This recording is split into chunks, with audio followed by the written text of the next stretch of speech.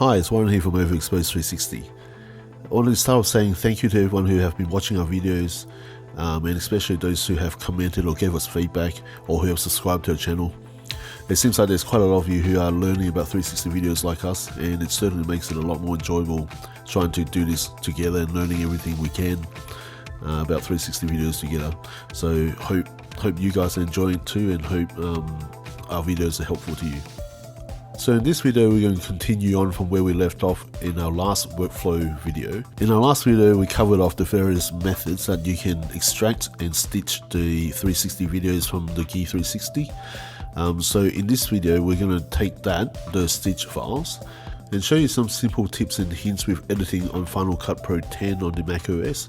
But more importantly, we'll show you some very important tools that we use as part of this workflow that will make your life a lot easier when you're editing 360 videos. So the first thing we'll do, we'll start a new project. So we'll just go up to the file menu and go new project. You can call it anything you want. We'll just call it workflow tutorial. It'll be good if I can spell right, so let me just fix that quickly. So next thing you do, we're just going to use that tennis 360 clip that you've seen before. You're just going to drop it in, and it will come back up with a message saying that the properties is not recognized. And this is because standard 4K videos is different to the standard size of the 360 videos as produced by the Gear 360. A proper 4K resolution should be 4096 by 2048, but you can see when I just do properties on the actual footage here, you can see this Gear 360 resolution is 3840 by 1920. The aspect ratio is actually the same as the 4K video. So I suppose all we really have to know is that it upscale it to 4K and it'll look fine. So the settings we use in Final Cut Pro for the videos is just a standard 4K resolution. So before we start editing any of the videos, I'm just going to show you two tools and plugins that you really should have, and they're both free, but they make your life amazingly easier if you're editing 360 video. So the first plugin that you definitely should install is the 360 VR Viewer by FX Factory. This is actually a subset of the 360 VR toolbox by Dashwood Cinema Solutions, and they are actually fantastic plugins as well, which I'll talk about in future videos. But for now, we'll just look at the 360 VR Viewer because that's the free component that we can get, and I really don't know how I edited 360 videos before I had this plugin. In order to install the 360 VR Viewer, you actually have to install FX Factory first. Again, this is free and it gives you an App Store type environment for plugins for Final Cut Pro, Motion, Premiere Pro and After Effects. So as you can see, this is kind of what the App Store looked like for FX Factory. You just have a quick search around to find what plugins you want to install, and in our case it's actually already installed, the 360 VR Viewer. So you just click onto it and you can open it from here. Okay, let's have a quick look. I actually haven't explained what this actually does. So this plugin is amazing because when you're editing 360 videos, you're not actually seeing the 360 view, you're seeing a rectangular view of the scene. And if you look in here, this is what the plugin does. It gives you a live feed to that plugin, and basically you can scroll around in 360 mode. So every edit you make, you can just have a quick look to make sure that all your edits are coming out properly in the 360 view. And the best thing with this is you don't have to render the file out before you can put it into another viewer to watch it. This is going to be done in real time while you're editing. Everything you put through, all the effects you put through in your Final Cut Pro edit will be displayed in this viewer because this is getting a feed live from Final Cut Pro. And you can literally scroll around to make sure that whatever you put in, if you put in some text overlay to make sure they're the right size and the right angle, or if you're changing the starting point of your video and you want to make sure the starting point's right, you can do all this here without having to wait for your whole video to render and realize you make some mistake or some edits didn't come out properly. So this is a must-have plugin in my point of view when you're editing 360 videos. Another common thing that people often want to do when they're editing 360 videos is to change the starting point or the starting location of that 360 video. So if you happen to face the camera the wrong way, so you had the back to the front or whatever the case might be, or if the person you're shooting have moved from the position they are and they're no longer in the starting frame of the video, you may want to just adjust that starting position of the video, because there's nothing more frustrating for someone to watch a video and the starting frame is blank and they don't know where to go, left or right. It's just a bit confusing when you're watching a 360 video for the first time. So to do this, you simply just have to offset the video left and right and just point it the right way to the center. This can actually be done quite easily within Final Cut Pro 10, and I'll actually show you the way to do that, but I've actually found a free plugin that you can actually download as well for Final Cut Pro 10, and it actually makes it even easier. So I'll show you how to do it without it, but there's no reason why you wouldn't use it if it's free, and it's actually a lot better and simpler and less hassle mucking around. So you can download this plugin from Seed Digital Media. As I was saying earlier, one of the most common edits that you would want to do with a 360 video is to change the starting point of the video so that your viewers see the exact direction you want them to see at the start of a video to help with their orientation of what they're looking at. So this is actually quite a simple task to do, and I'll show you well, I suppose my old way and the harder way, and then what this plugin actually can do for you. So the first thing you need to know is that if you have a look at the video preview screen up the top there, the starting point of a 360 video is actually just the dead center of that preview screen. And to change the horizontal starting point, all you have to do is really just shift your video to the left or the right until you got the correct center of the video in the middle of that frame. So what you see me doing in Final Cut Pro there is actually making two copies of the same video on top of each other in the timeline. The reason why I do that is so that we could shift the video left and right and cover off the empty space. Remember earlier, we set the video resolutions to be 4K, which means that each frame is 4096 pixel wide. Don't worry about the Gear 360 footage is not actually the same resolution, because once we drop it into the timeline, it will actually scale up to be the 4K resolution. So to change the starting point of this 360 video, we'll choose the top frame, and then we'll go transform the X position of the video. So in this case, we'll transform it by 2096 pixel to the right, so it's positive 2096, and then we'll choose the bottom frame and we'll do the same, except we'll transform it by negative 2000. So we'll transform it to the left by 2000. The reason why I chose those numbers is just to make it easier for summation. So the 2000 plus 2096 makes 4096. In normal situation, you would just probably drag the footage left or right to wherever you want that starter position to be, and then you can work out the offset for the other footage by subtracting it by 4096. As you can see from this final preview, we basically just shifted the horizontal center of that clip, and therefore we basically changed the 360 starting point for that video. And as a final check to make sure this all works, you can go to the 360 preview plugin that we installed earlier. Simply right click in it and we'll reset the view, which means that's the starting point of the 360 video.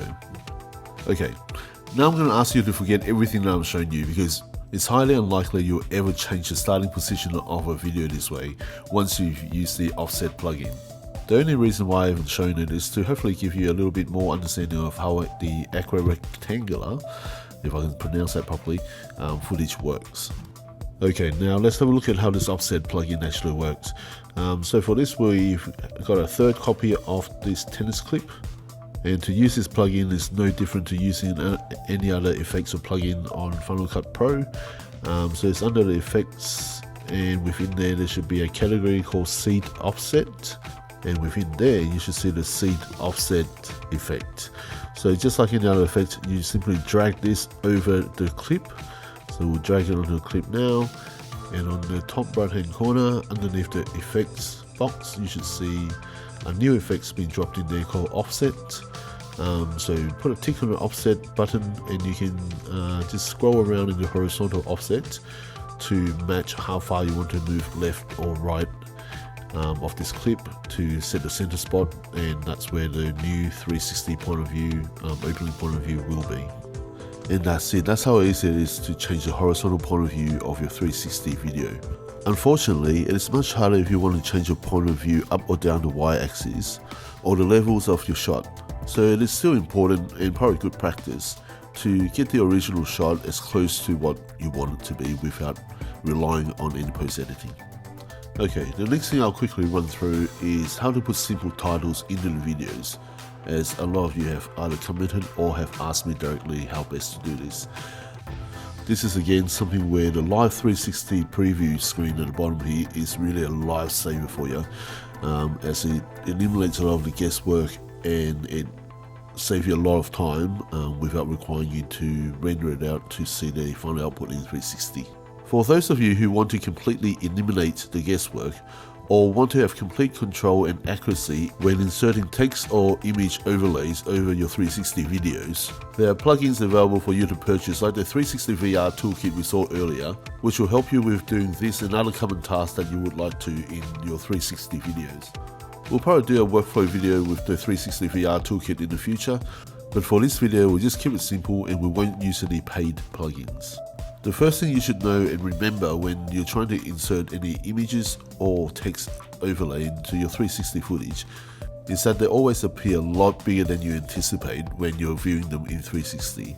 And this is because the 360 point of view is really just a subset of your total footage, and thus everything you see are zoomed in and appears larger. You can use many of the text effects that are available in Final Cut Pro, but because they're flat and sitting on an equirectangular pane, when viewed in 360, you get the effect of the overlay wrapping around the point of view. So to minimize that effect, what you have to do is add some curve to your overlays to match the lines of the equirectangular pane of the footage. And this is where the trial and error comes in, as you try to match the overlay as close to the curves that are in the video. A good little trick that I use is finding the straight lines that you know are in the footage and use those lines to line your overlay to. So I'm just using an overlay which I've created in Photoshop just to get the curves as close to the lines as I can.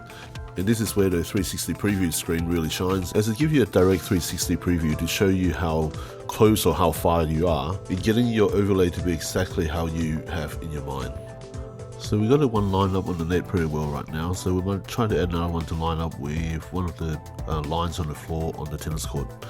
And all I'm doing is just dragging my image into here as the overlay, and using the standard Final Cut Pro controls of transform, of just moving the position in x-axis and y-axis, and doing a little bit of rotation and just manipulating it a little bit here and there, and maybe just playing with the scale a little bit. We should be able to line this up relatively well onto the line. As you can see, the original image has a little bit of a curve in it, which I've actually played around with in Photoshop already, which I know that it works quite well. So again, as I said, you have to experiment a little bit to work out what curves, and different lines on different panes on a different horizontal of this equirectangular footage will require a different level of curve. And in general, the lower part and the higher part of the footage will require a much bigger curve. Okay, that's pretty much all I'll play around with this footage for now.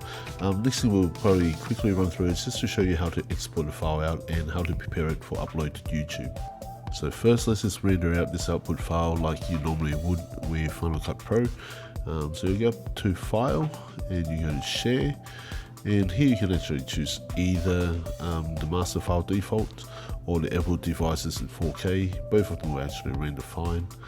So while this is being rendered and being exported, let's go to Google YouTube and let's go download a tool which we'll need to inject the file with the relevant 360 metadata, so that when you upload the file to YouTube, your file will be recognized as a 360 video, and so that YouTube will know how to display it when someone views it.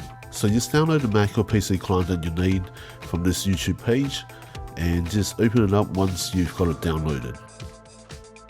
So now we have the YouTube Spatial Media Metadata Injector open, and this is a really simple tool. All you have to do is click on open, find the file that you want to inject the 360 metadata to, click on spherical, and then just hit save as, and that's what you have to do to save the file with all the injected metadata that you need to upload straight to YouTube for it to be recognized. Once the file is saved, the only thing left for you to do is go to your YouTube and upload the file straight to your YouTube channel, and when you view the final YouTube video, it should present it as a 360 video. And this is pretty much it from our second workflow video as well. We've actually covered off quite a fair few things, from the plugins that we use and recommend for you to use for editing 360 videos, as well as some simple editing tips on how to change your starting point of view for a 360 video, and how to insert text overlays and adjust them and preview them in the 360 pane. And finally, we looked at what you need to do to inject your 360 video with the correct metadata before you can upload to YouTube. The video in which you saw us edit in this tutorial is actually available here, so feel free to have a look and see what we've done in this tutorial. We hope this workflow tutorial has been useful to you, And as usual, if you've got any questions or comments, please don't hesitate to contact us. And please subscribe to us as we have more 360 related videos in the coming weeks. So signing off is Warren from Overexposed 360. We'll catch you next time. Thank you.